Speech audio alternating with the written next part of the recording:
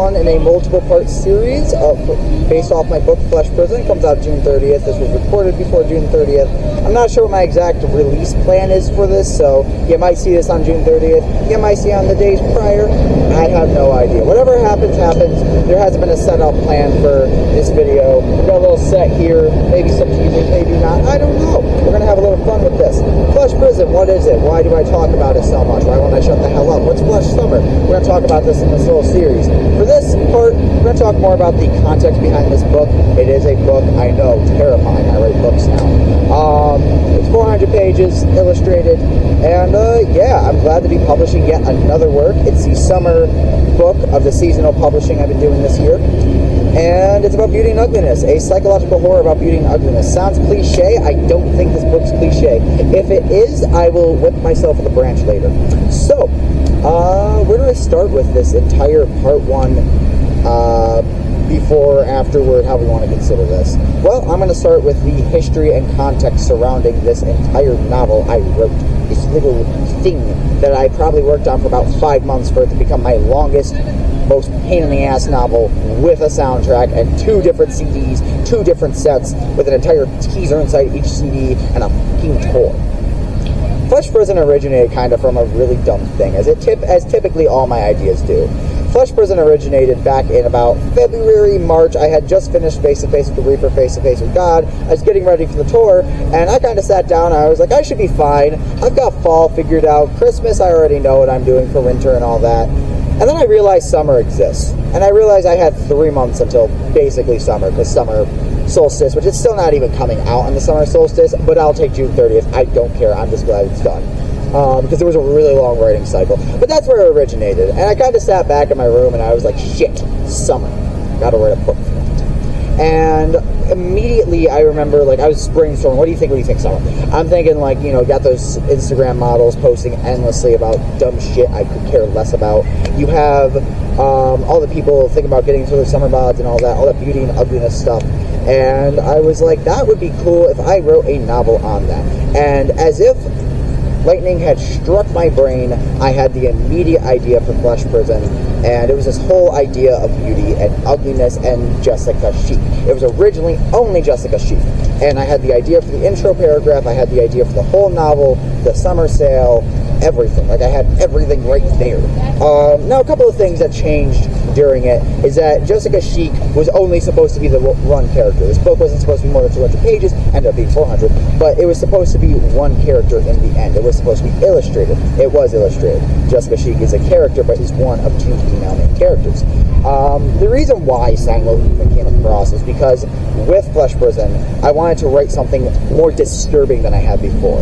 I had just gotten out of Christmas Incorporated. I had just gotten out of Face to Face with the Reaper, Face to Face with God, and I was sick and tired of writing positive endings because I started as a horror author, kind of went all about, did some romance, did some thrillers, did Christmas Incorporated. I don't know what the hell to consider that book, and I was just kind of like, I'm done. I want to write something brooding, something dark, something fucked up. And I had read Blood Meridian 2 and I Have No Mouth and I Must Scream, and I was just fed up. I wanted to write something just brooding and dark. And I did that. I wrote Organ 1, I remember, because, like another novel that I may work on next year, I may not. A lot of people know about that, My Personal Life, a series I want to do, but I don't know if I'm working on it next year because I have some cool concepts in my head I want to do. But Organ became the name of her chapters because I was like, how do I make this a more disturbing, immersive experience than it is already going to be? That wasn't words. Than it is already. And that became Jessica Sheik's chapters. Then first entry for Signe Loton, because Signe Loton, I kind of had the idea of just like smart ass, kind of did whatever the hell she wanted. And that's what she was written as, because again, when I wrote Organ 1, the first chapter, with one of my favorite intros to a book, probably the most effed up intro you will ever get with any of my books, but the first paragraph, one of my favorite paragraphs, literally first sentence being, I am ugly, of this book, I had the right Signe Loton. I really did. I really did. And I think what's even funnier now when I think about it is that she became a more comedic character, but also still had her own character arcs and wasn't treated just as like a simple bitch. Which I think is awesome. I think a lot of people are going to appreciate that, because we have so many FMCs that are like just basic shadow beige, all of that, and they're not even done in a cool way where you can make that interesting.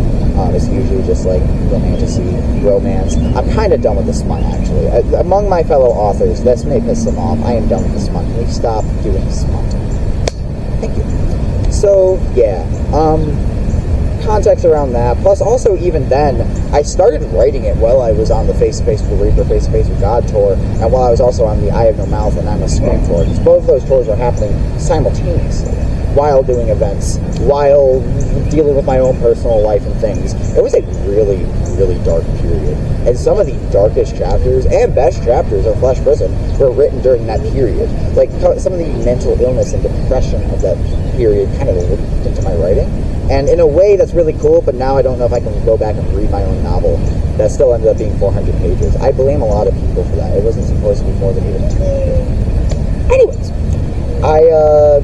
illustration-wise, when I did Face to Face with the Reaper, Face to Face with God, I kind of dubbed, because the plan was to do the albums and the illustrations during, and then I did not do that. And I rushed it all in 3 days. Turned out amazingly when I go back to look at it and listen to the albums, as I occasionally do, but it was a horrible idea that I let myself do that. So, Flesh Prison was going to be more stripped back on one end, so I could be more expressive with the writing. And stripping it back meant I was only going to use one pen in IBIS Studio, whatever the hell it's called, IBS Studio. I always forget how the acronym goes.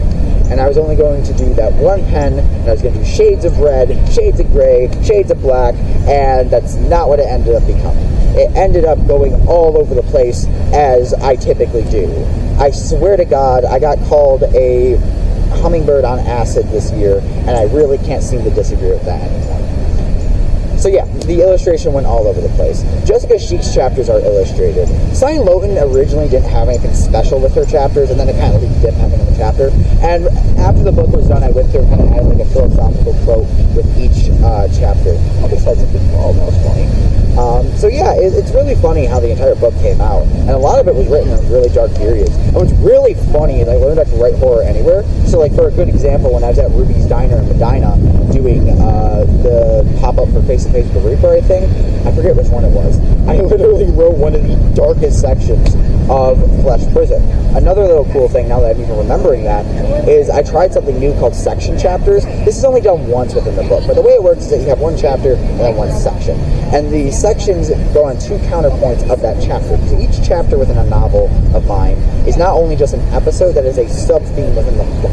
It kind of envelops that lesson, theme, or critique of the plot, which I'll talk about in a future video. This is just context and history and fun facts before we get into the deep delving history and all of that of this novel. Not history, but you know what I mean. Yeah, I did section chapters. I think it's IA and then AI. IA being Signe Loton. And basically, you have Section A, which is like independence and isolation, and Section B, which is isolating independence. Again, going with that idea of paradoxes that kind of went throughout my novel, Flesh Prison. Don't really know how I came to that. Kind of stupid. Most of this novel can be really summed up as I had an original idea went out the window, kind of just happened.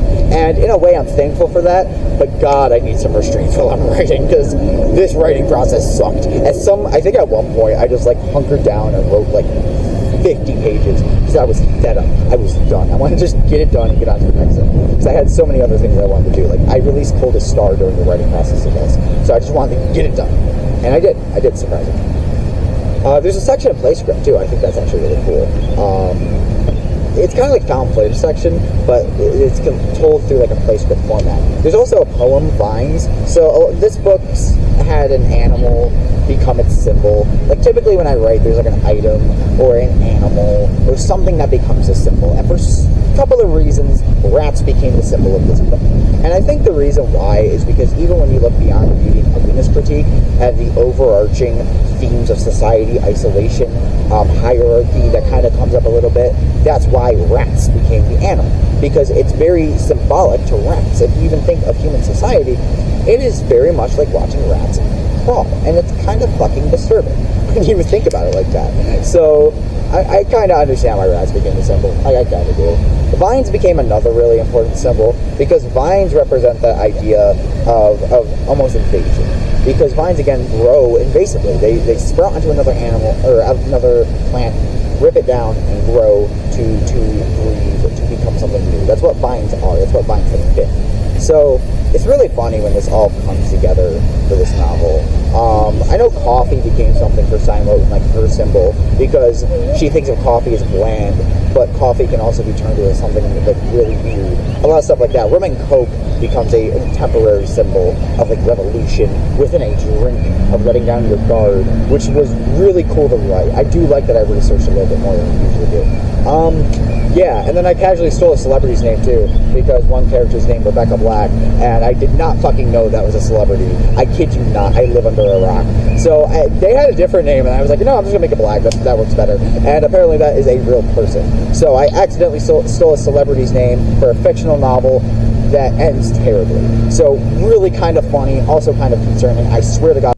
Because this novel wasn't necessarily thought of as like a metal novel. Actually in my head, I imagine it more like 9 Inch Nails, like kind of like organic, industrial sound. But it did become a metal novel, whether I liked it or not. I mean, Flesh Prison itself is inherently a metal genre. So, yeah, I guess I could take it or leave it on that one. But Deathcore kind of became like the soundtrack. The other cool thing is the soundtrack is split into two. So you have like section 1, which is Jessica Chic, and then section 2, which is Signe. Another thing I should mention, I guess I'm not done with this, is that the book isn't necessarily non-linear. It is linear. It goes from beginning to end. However, how it does that is it goes from Jessica Chic, Signe, Jessica Chic, Signe. So it kind of gives you a break from Jessica's fucking madness into Signe's kind of day-to-day, I hate everyone, life sucks, but wait, maybe I'm a deeper character, I don't know, by the novel. So I guess it's interesting on that end, how you look at it. Yeah, there's so much I could say about it. The fact is this is also getting a vinyl release, too, on the soundtrack. The fact that, I'm planning more stuff in the future. There's gonna be more teasers. The fact that I was able to get some libraries to do a print on demand for the teaser, that's fucking funny to me, dude. That is awesome. Especially because of how dark this novel gets, and the enveloping even too of my brutalism style that I had kind of started doing with Face to Face with the Reaper, Face to Face with God. The longer paragraphs of poeticism, going into the deeper, darker depths of what I could describe. I will admit though that I'm very sick of writing horror in the moment. Like I literally started this novel with, I'm gonna write a fucked up novel, and then I ended it with, I swear to God I can't write anything horror related anymore for a long while after this. So it's actually kind of hilarious on that end. Yeah, Tor I'm looking forward to. Itch.io's got a sale. Yeah, I sell books on Itch.io. I don't know how the hell that happened. But you can actually buy the soundtrack too. And I'm really excited for this. I'm really excited to have Flesh Prison releasing. I worked long and hard on it. I kind of joked that if you were a friend during any time period from February to now, you relentlessly heard about this novel because it kind of became my magnum opus. This is my Mona Lisa temporarily. If Mona Lisa was a disfigured, disgusting, fleshy being. That's what Flesh Prison is. For me, it symbolizes something bigger than myself that I have finally put out into the world. And maybe it's not meaning anything, but it's pretty interesting. I mean, I have an interview with a newspaper tomorrow, so that's pretty, as the kids would say, pretty fucking dope. And being even 19 and doing all this is pretty insane, or even filming this. Pretty insane. It's insane. So, a lot of things went into this novel. A lot of feeling. A lot of nights I cried and was like, get it done, and I finally got it done. I will say in the future, I don't know when I'll do this. Do not ask me when. I will not tell you when. In fact, I'll just like find something on your profile and make fun of you. Joking, maybe. Depends on how pissed I am that day. But I do plan on separating because this Flesh Prison kind of became two stories mishmashed into one, but they're connected. I will separate them in the future to two separate paperbacks. That way, let's say you just want to read Jessica Chic's side, buy Jessica Chic. If you just want to read Signe Moten's side, buy Signe Moten. That way you can kind of read either. If I do that, it will not have illustrations. It will not have funny formatting. It will have its own cover. I'm not going all out with that. Flesh Prison has like 4 fucking different versions because you have standard and the premium ink and then hardcover and paperback. And then not even counting ebook shit. And I might do an audiobook in the future if I'm really hating myself that day and wanting to do that. So yeah, I really don't want to touch this thing anymore. I'm really glad it's done. I love this thing. But if I had to look at this child one more time, that this book is like my little baby, I'm gonna lose my shit. I do not want to work on this thing anymore. But it's also pretty cool too. I know some bookstores, I don't know if I'll announce this, but I know some bookstores who reached out, and I wasn't able to get them on the tour, but even one's opening soon around in North Tonawanda, so they'll be getting like special covers. And one thing I'm planning on doing, I don't know if I'll do it, but I'm planning on making like a blank version, like blank comics, that people can order from me.